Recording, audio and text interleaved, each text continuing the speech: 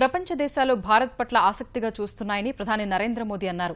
శాంతిని కోరుకునే భారత్ ఎప్పుడూ ఏ దేశంపైనా దండెత్తలేదని గుర్తు చేసిన ప్రధాని ప్రపంచం కోసం 1.5 మంది భారతీయులు ప్రాణత్యాగం చేశారని తెలిపారు.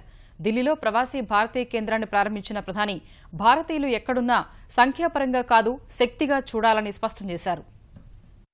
is a confluence of the arts and crafts of India. And the earliest Pravasis went as indentured labor to countries like Suriname, Fiji, Guyana, where they worked in cane fields, in sugar cane fields. And this is a flow, a time chart of the first Pravasis, the indentured laborers, moving towards, in color, the Pravasi Bharatis of today who are eminent citizens of whichever country that they have gone to. And this is the diaspora being shown in a diorama, a real boat here that shows real Pravasis from different parts of the country going to different parts of the world. And here we see the different poses of yoga here, Surya Namaskar, India's greatest gift to the world. And on the first floor is a museum dedicated to Mahatma Gandhi. This is an interactive museum that honors the period of Mahatma Gandhi's stay in South Africa and the change that he brought about on his return to India.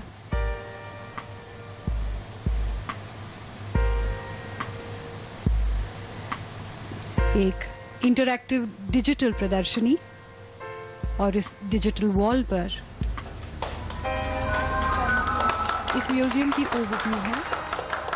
Mahatma Gandhi के जीवन के अलग अलग पहलुओं को यहाँ दर्शाया गया है।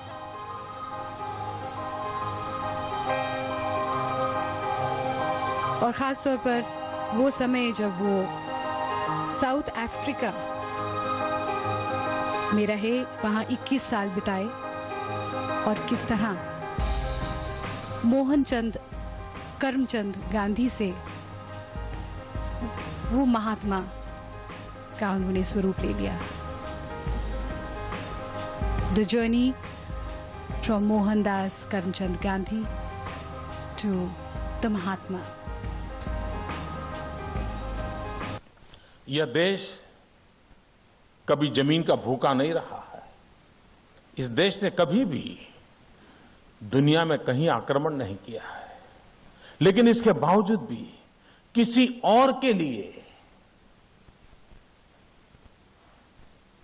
1.5 लाख से ज्यादा हमारे जवान प्रथम और द्वितीय विश्व युद्ध में शहीद हो गए। 1.5 लाख संख्या कम नहीं होती है जी। लेकिन हम भारतीय उन शहीदों के साथ जुड़ करके विश्व को हमारे इतने बड़े बलिदान का एहसास नहीं करा पाए। विश्व इस बात को स्वीकार करे कि हम वो लोग हैं जो किसी के लिए मरते हैं, हम वो लोग हैं जो किसी के लिए बलिदान देते हैं।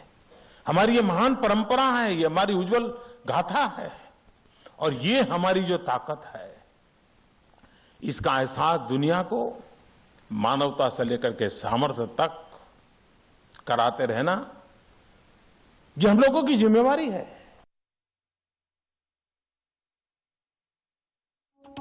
भारत के कोने कोने से आए शिल्पकारों ने अपनी परंपरागत कलाकृतियों से इस भवन को सुसज्जित किया है।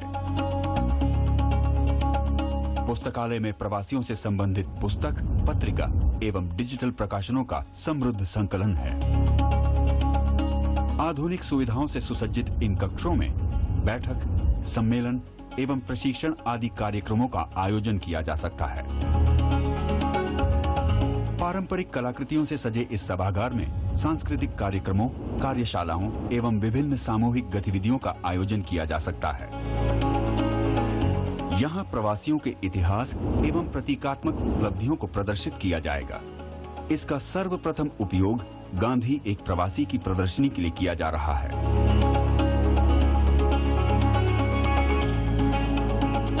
350 लोगों की क्षमता वाला यह हॉल केरल की पौराणिक कथाओं के चित्रण एवं अन्य कलाकृतियों से सुसज्जित है।